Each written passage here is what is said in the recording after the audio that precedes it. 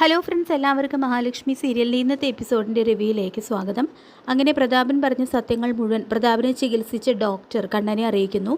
വാമദേവനാണ് പ്രതാപനെ quotation കൊടുത്ത് കൊലപ്പെടുത്തിയെന്ന് ഞെട്ടിക്കുന്ന സത്യം അറിഞ്ഞ് രക്തം തെളിച്ചു പോവുകയാണ് കണ്ണൻ്റെ. വാമദേവനും പ്രതാപനും ചേർന്ന് അരുംകൊല ചെയ്ത ആ വിശ്വനാഥിൻ്റെ മകനാണ് ഞാനെന്നും അന്നത്തെ ആക്സിഡൻറ്റിൽ എൻ്റെ അരയ്ക്ക് താഴേക്ക് തളർന്നുവെന്നും പക്ഷേ ഇപ്പോൾ എൻ്റെ രണ്ടാം ജന്മമാണ് ഇതെന്നും ഞാനും എൻ്റെ ഭാര്യയും സ്വർഗ്ഗതുല്യമായിട്ടുള്ള ജീവിതം നയിക്കുന്നത് കണ്ട് പ്രതാപൻ്റെ മകൾ എൻ്റെ പൂർണ്ണ ഗർഭിണിയായ ഭാര്യയെ താഴേക്ക് തള്ളിയിട്ടു എന്നും ഇനിയാണ് പ്രതാപനും വാമദേവനും ഒക്കെ അനുഭവിക്കാൻ പോകുന്നത് എന്നും കണ്ണൻ പറയുന്നു. തുടർന്ന് അന്ന് വാമദേവനോട് ഇതിനെക്കുറിച്ച് ഞാൻ ചോദിച്ചിരുന്നു എന്നും അന്ന് അയാൾ ഇതാരെയും അറിയിക്കേണ്ട എന്ന് പറഞ്ഞ് എൻ്റെ കാല് പിടിച്ചു. പിന്നെ ചികിത്സയുടെ ഭാഗമായതുകൊണ്ട് ഞാനും അത് വിട്ടു എന്ന് ഡോക്ടർ പറയുമ്പോൾ ഇനി എല്ലാവരും നിയമത്തിന് മുൻപിൽ എത്തും ഡോക്ടർ എന്ന് പറയുന്നുണ്ട് കണ്ണൻ. അങ്ങനെ കണ്ണൻ്റെ പരാതിയിൽ പോലീസ് കരുണാലയത്തിൽ എത്തുന്നു. കരുണയെ അറസ്റ്റ് ചെയ്യാനാണ് പോലീസ് വന്നിരിക്കുന്നത് എന്ന് കരുതി പ്രതാപനും മുത്തശ്ശിയും കരുണയെല്ലാം ഭയന്ന് വിറയ്ക്കുന്നുണ്ട്. തുടർന്ന് മോൾ അകത്തേക്ക് പോയിക്കോ എന്ന് പറഞ്ഞുകൊണ്ട് കരുണയെ അകത്തേക്ക് പറഞ്ഞു വിടുകയാണ് പ്രതാപൻ. തുടർന്ന് എൻ്റെ മോൾ ഒരു തെറ്റും ചെയ്തിട്ടില്ല സാറേ എന്ന് പ്രതാപൻ പറയുമ്പോൾ അതിന് തൻ്റെ മോളെയല്ല തന്നെ കൊണ്ടുപോകാനാണ് ഞങ്ങൾ വന്നിരിക്കുന്നത്. കമലേശ്വരത്തെ കണ്ണൻ്റെ അച്ഛൻ വിശ്വനാഥിനെ താനല്ലേ 20 വർഷങ്ങൾക്ക് മുൻപ് ലോറി കയറ്റി കൊന്നത് എന്ന് പറഞ്ഞുകൊണ്ട് പ്രതാപനെ അറസ്റ്റ് ചെയ്തുകൊണ്ട് പോകുന്നു. ശേഷം പ്രതാപനെ ആ ഇടിയൻ എസ് ശരിക്കും കൊടുക്കുമെന്ന് പറയുന്നുണ്ട് കേട്ടോ മുത്തശ്ശി. ഏതായാലും പ്രതാപൻ എന്തായാലും വാമദേവൻ്റെ പേരും പറയാതിരിക്കില്ല എന്ന് മുത്തശ്ശി പറയുന്നുണ്ട്. നമുക്ക് അച്ഛനെ ജാമ്യത്തിൽ ഇറക്കണ്ടേ എന്ന് കരുണ ചോദിക്കുമ്പോൾ നമ്മൾ അവനെ ഇറക്കാനായിട്ട് എത്ര പണം ചിലവാക്കിയിട്ടും ഒരു പ്രയോജനവും ഉണ്ടാവില്ല. കണ്ണൻ അതിനേക്കാൾ മുടക്കും. മാത്രമല്ല കണ്ണനും അനന്തുമൊക്കെ വക്കീലന്മാരല്ലേ, അതുകൊണ്ടാണ് മോളോട് ഒന്നടങ്ങാൻ ഞാനും പ്രതാപനും ഒക്കെ പറഞ്ഞിരുന്നത്. അതിനിടയിൽ മോൾ അമിതാവേശം കാണിച്ചു. പ്രതാപനുണ്ടായിരുന്നെങ്കിൽ കണ്ണനെയും ലക്ഷ്മിയെയും തകർക്കാൻ എന്തെങ്കിലുമൊക്കെ അവൻ ചെയ്തേനെ എന്ന് പറയുന്നുണ്ട് കേട്ടോ മുത്തശ്ശി. ഏതായാലും കരുണയ്ക്കും മുത്തശ്ശിക്കും പ്രതാപനുമൊക്കെ വലിയ തിരിച്ചടി തന്നെയാണ് കിട്ടുന്നത് പ്രതാപൻ്റെ അറസ്റ്റോടെ. ശേഷം 20 വർഷം മുൻപത്തെ കേസല്ലേ സാറേ, അതിൻ്റെ സാഹചര്യങ്ങളെക്കുറിച്ചൊക്കെ ഞാൻ കണ്ണനോട് അന്ന് തന്നെ പറഞ്ഞിരുന്നു എന്നെല്ലാം പ്രതാപൻ പറയുന്നുണ്ടെങ്കിലും എസ് ഐ ആണെങ്കിൽ അതൊന്നും കേൾക്കാതെ പ്രതാപനെ സ്റ്റേഷനിലെത്തിക്കുന്നു. തുടർന്ന് ലോറി ആക്ട് കേസിലെ മുഴുവൻ പ്രതികളെയും അറസ്റ്റ് ചെയ്തിട്ടുണ്ടെന്ന് എസ് ഐ പറയുന്നുണ്ട്. അപ്പോൾ ഇതേ സമയത്താണ് ലോക്കപ്പിൽ കിടക്കുന്ന വാമദേവനെ പ്രതാപൻ കാണുന്നത്. ശേഷം താനല്ലേ കണ്ണൻ്റെ അച്ഛൻ വിശ്വനാഥിനെ കൊല്ലാനായിട്ട് ഇയാൾക്ക് കൊട്ടേഷൻ കൊടുത്തത് എന്ന് എസ് ഐ ചോദിക്കുമ്പോൾ അതെല്ലാം നിഷേധിക്കുകയാണ് വാമദേവൻ ചെയ്യുന്നത്. തുടർന്ന് ഇയാളുടെ ദേഹത്ത് വിശ്വനാഥിൻ്റെ ആത്മാവ് കയറിയ സമയത്ത് ഇയാളെല്ലാം വിളിച്ചു പറഞ്ഞിരുന്നു എന്നും എസ് ഐ പറയുന്നുണ്ട്. അതൊക്കെ വിശ്വസിക്കേണ്ട കാര്യമുണ്ടോ സാറേ? എൻ്റെ പെങ്ങളുടെ ഭർത്താവായിരുന്നു വിശ്വനാഥൻ. ആ വിശ്വനാഥിനെ കൊല്ലാൻ വേണ്ടിയിട്ട് ഞാൻ ഇവന് കൊട്ടേഷൻ കൊടുക്കുമോ, അതിനെന്തെങ്കിലും തെളിവുണ്ടോ എന്നെല്ലാം വീണ്ടും വാമൻ വാദിച്ചു നിൽക്കുന്നുണ്ടെങ്കിലും ഇയാൾ തന്നെയാണ് സാറേ കണ്ണൻ്റെ അച്ഛനെ കൊലപ്പെടുത്താൻ വേണ്ടിയിട്ട് എനിക്ക് കൊട്ടേഷൻ തന്നത് എന്ന് പ്രതാപൻ വീണ്ടും പറയുന്നുണ്ട്. ഇയാളെ ചികിത്സിച്ച ഡോക്ടറുടെ മൊഴിയുണ്ട്. അതൊരു ശക്തമായിട്ടുള്ള തെളിവാണ്.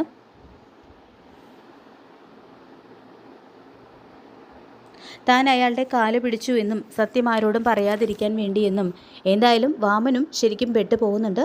തുടർന്ന് എസ് ഐ 2 പേരെയും നല്ല രീതിയിൽ തന്നെ ലോക്കപ്പിലിട്ട് കൈകാര്യം ചെയ്യുന്നുണ്ട്.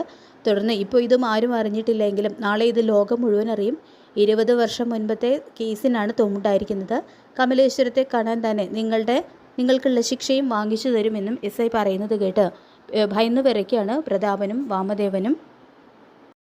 പിന്നീട് മുത്തശ്ശിയും കരുണയും കൂടിയിട്ട് പ്രതാപനെ ജാമ്യത്തിൽ ഇറക്കാൻ വേണ്ടിയിട്ട് ഒരു വക്കീലിനെയും കൂടെ സ്റ്റേഷനിൽ എത്തുന്നുണ്ടെങ്കിലും എസ് ഐ ജാമ്യം നിഷേധിക്കുകയാണ്. മാത്രമല്ല പ്രതാപനെ ഒന്ന് കാണാൻ പോലും അവരെ അനുവദിക്കുന്നില്ല. അതിനുശേഷം വാമനെ അറസ്റ്റ് ചെയ്തിരിക്കുന്നത് ഒരു കള്ളക്കേസിലാണെന്നും അങ്ങനെ സഹായമൊക്കെ ചോദിച്ചുകൊണ്ട് സീമന്തിരി കമലേശ്വരത്ത് എത്തുന്നു. തുടർന്ന് ദുർഗയോടും ഉണ്ണിയോടും വാമേട്ടനെതിരെ കണ്ണൻ പ്രതികാരം തീർക്കുകയാണെന്നും വാമേട്ടനെ പുറത്തിറക്കാൻ സഹായിക്കണമെന്നെല്ലാം പറഞ്ഞുകൊണ്ട് പൊട്ടിക്കരയുന്നു. മേഘൻ ഒരനക്കവുമില്ലാതെ മുകളിലേക്ക് നോക്കി കിടക്കുകയാണ്. വാമേട്ടനും കൂടി ഇല്ലെങ്കിൽ കെട്ടുപ്രായം കഴിഞ്ഞു നിൽക്കുന്ന സ്വാതിമോളയും കൊണ്ട് ഞാൻ എവിടേക്ക് പോകൂ എന്നെല്ലാം പറഞ്ഞുകൊണ്ട് സീമന്തിനി കരയുമ്പോൾ അവൻ എല്ലാവരോടും പ്രതികാരം തീർക്കുകയാണ്. ഏട്ടത്തി എന്തായാലും വിഷമിക്കാതിരിക്കുക, ഞാൻ കണ്ണനോട് സംസാരിക്കാം എന്ന് പറയുന്നുണ്ട് ദുർഗ. ഇതേ സമയം കണ്ണൻ വരുന്നു. നീ എന്തിനാ വാമേട്ടനെയും കരണ്ടമോളുടെ അച്ഛനെയൊക്കെ പോലീസിനെ കൊണ്ട് അറസ്റ്റ് ചെയ്യിച്ചത്? നിൻ്റെ ഭാര്യയ്ക്ക് വേണ്ടി നീ എന്തിനാണ് ഒരു ദ്രോഹവും ചെയ്യാത്തവരെയൊക്കെ ഇങ്ങനെ ശിക്ഷിക്കുന്നത് എന്ന് ദുർഗയും. അമ്മാവൻ എന്ത് ദ്രോഹമാണ് കണ്ണേട്ടനോട് ചെയ്തത്? അച്ഛൻ മരിച്ചതിന് ശേഷം അമ്മാവനാണ് സഹായമായിട്ട് നമുക്ക് കൂടെ നിന്നത്. ആ അമ്മാവനെതിരെ കള്ളക്കേസ് കൊടുത്ത് എന്തിനാണ് ജയിലിൽ അടച്ചിരിക്കുന്നത്? കരുണയുടെ അച്ഛനെതിരെയും കണ്ണേട്ടൻ കേസ് കൊടുത്തിട്ടുണ്ടല്ലോ. കേസ് കൊടുത്ത് ജയിലിലാക്കി, മനസ്സിൽ ശത്രുത ഉണ്ടെന്ന് കരുതി ഇങ്ങനെയൊന്നും അല്ല ചെയ്യേണ്ടത് എന്നെല്ലാം ഉണ്ണി പറയുമ്പോൾ ഉണ്ണി പറഞ്ഞിങ്ങനെ കുറ്റപ്പെടുത്തുമ്പോൾ നിർത്തണ, ഇതിനൊന്നും ഞാനിപ്പോൾ മറുപടി പറയുന്നില്ല. വൈകാതെ നീ അറിയും അവരെയൊക്കെ എന്തിനാ അറസ്റ്റ് ചെയ്തിരിക്കുന്നത് എന്ന്. അന്ന് അയാളുടെ കരണത്ത് ആദ്യത്തെ പൊട്ടിക്കാൻ പോകുന്നത് സ്വന്തം പെങ്ങളായിട്ടുള്ള അമ്മ തന്നെയായിരിക്കും എന്ന് പറയുന്നുണ്ട് കേട്ടോ കണ്ണൻ. പിന്നെ ഉണ്ണി, നിൻ്റെ അമ്മാവനെയും പ്രതാപനെയും എന്തിനാണ് അറസ്റ്റ് ചെയ്തിരിക്കുന്നതെന്ന് അറിഞ്ഞു കഴിഞ്ഞാൽ പിന്നെ കരുണയെ നീ തള്ളിക്കളയും. ഈ കണ്ണൻ ചെയ്തത് ശരിയാണെന്ന് തന്നെ നിങ്ങൾ തിരിച്ചറിയുമെന്ന് മാത്രം പറയാണ് കേട്ടോ കണ്ണൻ ചെയ്യുന്നത്. കണ്ണൻ ആ പറഞ്ഞതിൻ്റെ അർത്ഥമൊന്നും ദുർഗയ്ക്കും ഉണ്ണിക്കും മനസ്സിലാകുന്നില്ല. മാത്രമല്ല കണ്ണൻ്റെ ഉള്ളിൽ എന്തോ ഉണ്ട്. കാരണം പ്രതാപൻ്റെ മാനസിക നില തെറ്റിയതിന് ശേഷമാണ് ഇത്തരം കാര്യങ്ങളൊക്കെ അവിടെ ഉണ്ടായിരിക്കുന്നത്. പക്ഷേ അതെന്താണെന്നൊന്നും ദുർഗയ്ക്കും ഉണ്ണിക്കും വ്യക്തമാകുന്നില്ല. തുടർന്ന് സീമന്തിനെ വീണ്ടും കണ്ണൻ്റെ അടുത്ത് ചെന്ന് സഹായം ചോദിക്കുന്നുണ്ട്. നല്ല പ്രായത്തിൽ വാമേട്ടൻ ഒരു തെറ്റ് ചെയ്തു, അതിനാ ഞങ്ങൾ എന്ത് പിഴച്ചു കണ്ണാം. സ്വാതിയുടെ വിവാഹമെങ്കിലും നീ തന്നെ മുന്നിട്ട് നിന്ന് നടത്തി തരണമെന്ന് പറയുമ്പോൾ എൻ്റെ അച്ഛൻ്റെ കൊലപാതകയുടെ മകളെ ഞാനെന്തിനു സഹായിക്കണം? ഇനി സഹായം ചോദിച്ചാൽ അവിടെ നിന്ന് ആരും ഇവിടേക്ക് വരണ്ട. നിങ്ങളൊക്കെ എന്നോടും മഹിയോടും പല ക്രൂരതകളും ചെയ്തിട്ടുണ്ട്. എന്നിട്ടും മാസാമാസം കൃത്യമായിട്ടുള്ളൊരു ശമ്പളം അയാളുടെയും മേഘൻ്റെയൊക്കെ അക്കൗണ്ടിലേക്ക് എത്താറുണ്ട്. ഇനി അതും ഉണ്ടാവില്ല. എൻ്റെ അച്ഛനെ കൊന്ന അയാൾ ഇനി പുറം ലോകം കാണില്ല എന്ന് തന്നെ രണ്ടും കൽപ്പിച്ച് കണ്ണൻ പറയുന്നുണ്ട് കേട്ടോ. അപ്പോൾ സീമന്തിനെയാണെങ്കിൽ കണ്ണൻ്റെ ആ തീരുമാനം കേട്ട് ഞെട്ടി വിറയ്ക്കുന്നുണ്ട്. ഏതായാലും അധികം വൈകാതെ തന്നെ ദുർഗയും ഉണ്ണിയും സത്യങ്ങളെല്ലാം അറിയുന്നുണ്ട്. ന്യൂസിലൂടെയാണ് അവർ സത്യങ്ങളെല്ലാം അറിയുന്നത്.